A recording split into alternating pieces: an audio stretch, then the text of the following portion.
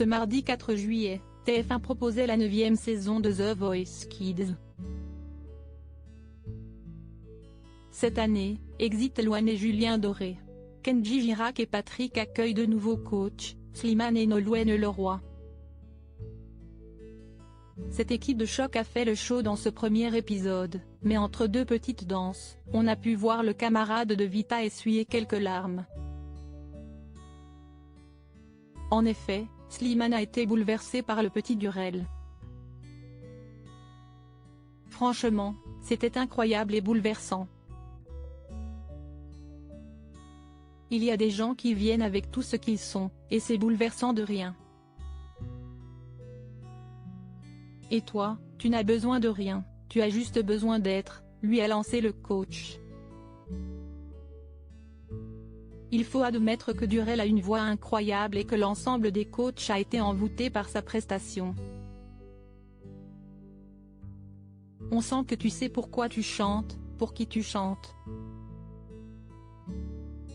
Pour être très franc, tu me fais beaucoup penser à moi, a ajouté Slimane, avant de conclure, j'ai l'impression que tu chantes pour ta famille, pour les gens que tu aimes et que tu ne chantes pas pour qu'on te dise que t'es beau et que tu chantes bien. Tu chantes parce que tu as besoin. Et moi, ça me fait quelque chose. Un joli moment de télé. Supérieur à Slimane, Kenji, Louane. Ces anciens candidats de The Voice devenus parents. Pourquoi il a contacté Florent Pagny avant The Voice Kids? En arrivant sur le plateau de The Voice Kids, Slimane a eu une belle surprise. En effet, la production lui avait réservé la place de son ancien mentor, Florent Pagny. Quand je l'ai su, je lui ai envoyé un message pour lui dire que j'espérais que ça me porterait bonheur, a-t-il expliqué à nos confrères de Télé Magazine, avant de revenir sur son histoire personnelle. Déjà coach dans la version adulte et kids de l'émission en Belgique, Slimane était en manque de la France et de ses repères. J'avais besoin de rentrer à la maison et de vivre cette aventure avec les équipes qui m'ont vu naître.